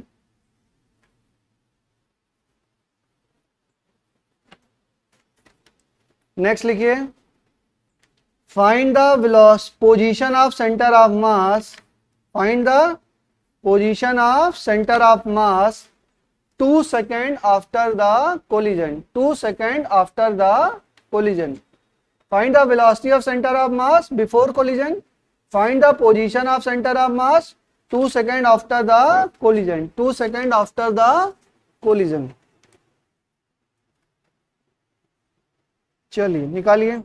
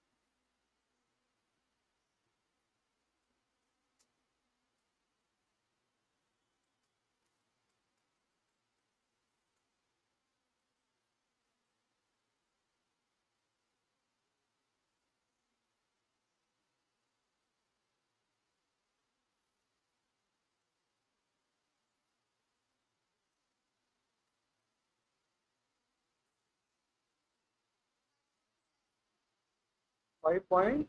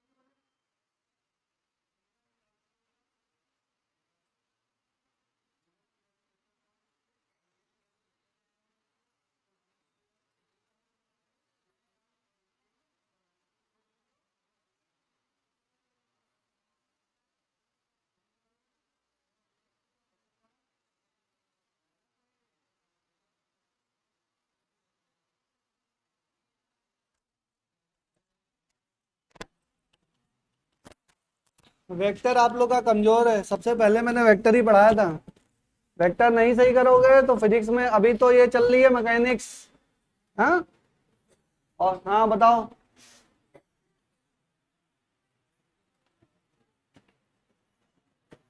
काट लो अपने आप। गलत करके कितने confidently दिखाते हो ना।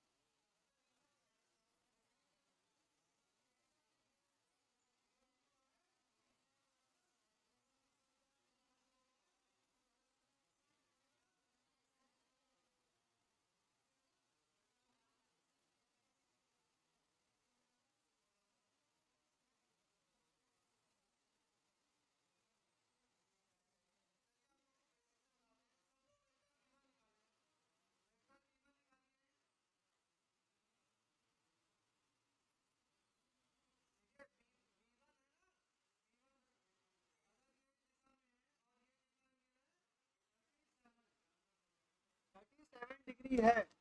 वेक्टर में बहुत डिटेल में मैंने पढ़ाया हुआ है। अगर ये वेक्टर v1 है तो इसको क्या, इसका मैग्नीट्यूड कितना दिया हुआ है? इसका मैग्नीट्यूड दिया है 5। इतना दिया है 5।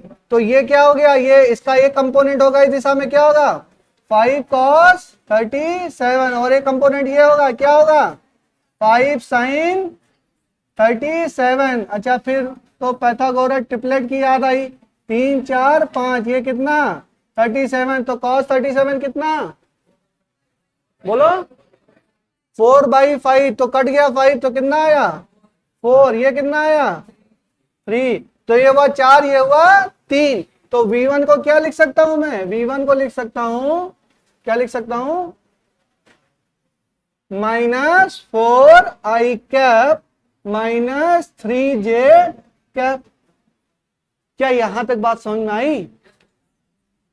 तो डायरेक्ट 5 क्यों रखा सबने? 90-99% लोगों ने 5 × 5 × 5 कर दिए हो। अरे वो वेलोसिटी दी हुई है, तो वेलोसिटी निकाल तो लो। वेलोसिटी मतलब क्या, मैग्नीट्यूड और डायरेक्शन, और दिया हुआ है स्पेसिफिकली क्वेश्चन में, तो तुम लोग ने इसको गायब ही कर दिया, इसका कोई मतलब ही नहीं है।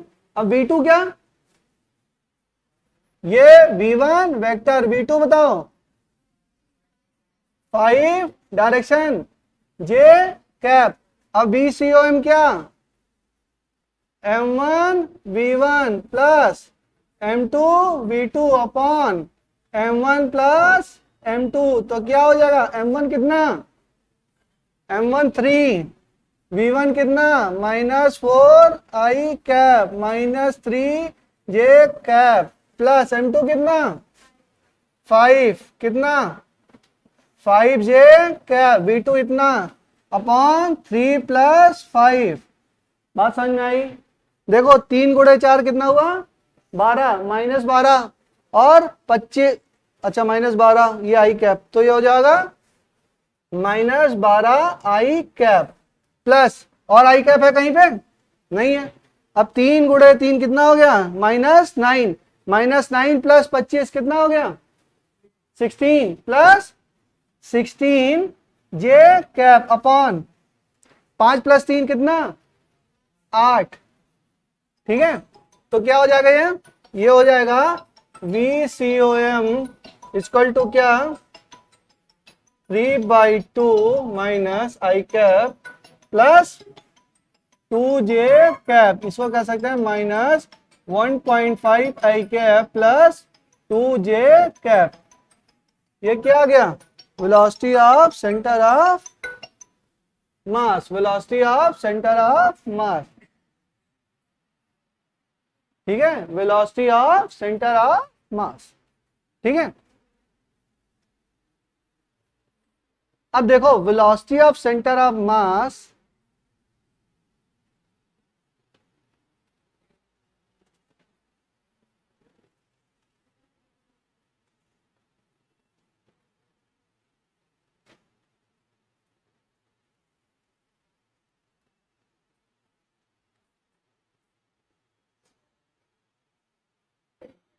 ठीक है, समझ में आया। चलो कोलिजन के बाद की चर्चा बाद में करेंगे, नेक्स्ट वाला पार्ट हम लोग बाद में करेंगे, अभी कोलिजन आपको पढ़ाया नहीं है, कोलिजन का क्वेश्चन हम बाद में करेंगे। ये समझ में आया, velocity of centre of mass क्या हो गया, उसमें बताना पड़ेगा डिटेल आपको, पहले कोलिजन पढ़ा देंगे तब कराएंगे वो। ये समझ में आया, वेलोसिटी ऑफ सेंटर ऑफ मास निकालना है, कुछ नहीं है, क्वेश्चन पता नहीं क्यों तुम लोगों से नहीं हुआ। V1 निकाल लिया, V2 निकाल लिया, M1 V1 plus M2 V2 upon M1 plus M2। V1 निकालने में थोड़ा क्या कुछ गलती लग रही है क्या, मतलब नहीं निकाल पा रहे हो, अब समझ में आ गया, निकाल लेंगे V1। वेक्टर एनालिसिस, एक छोटा सा सवाल और लिख लो, बस आज का लेक्चर क्लोज करते हैं। क्वेश्चन लिखिए, two particle of mass 2 kg and 4 kg are approaching towards each other. Two particle of mass 2 kg and 4 kg are approaching towards each other with acceleration 1 meter per second, with acceleration 1 meter per second and 2 meter per second, 2 meter per second square. Two particle of mass 2 kg and 4 kg are approaching towards each other with acceleration 1 meter per second square and 2 meter per second square on a smooth horizontal surface. On a smooth horizontal surface. Find the acceleration of center of mass. Find the acceleration of center of mass. बताइए, find the acceleration of centre of mass. Approach कर रहे हैं तो ऐसे ही जा रहे होंगे, हाँ पास में आ रहे होंगे, क्या ऐसे जा रहे होंगे, नहीं, ये क्या है, सेपरेट हो रहे हैं, और अप्रोच होंगे तो क्या होंगे, पास में आएंगे।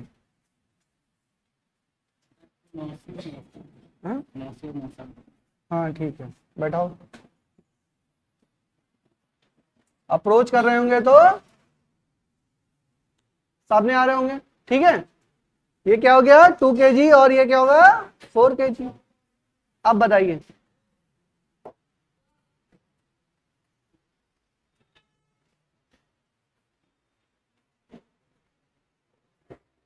देखो इसमें केवल एक ही है। अब बताओ क्या होगा, acceleration of centre of mass क्या होगा, m1 a1 plus m2 a2 upon m1 plus m2। Coordinates में जाने की जरूरत नहीं है, अप्रोच कर रहे हैं तो एक ही लाइन पे हैं। अगर एक एक्सेलरेशन पॉजिटिव तो दूसरा एक्सेलरेशन निगेटिव, किसी एक को पॉजिटिव मान लेते हैं, ठीक है। तो ये हो जाएगा 2 into 1 plus 4 into minus 2 upon 2 plus 4 कितना हो जाएगा, 8 माइनस 2 कितना हो गया, -6 अपॉन 6 कितना हो जाएगा, -1 मीटर पर सेकेंड स्क्वायर। बात समझ में आ गई। तो एक्सेलरेशन सेंटर ऑफ मास क्या हो जाएगा, दिस, ठीक है। चलो इसी के साथ आज की चर्चा समाप्त।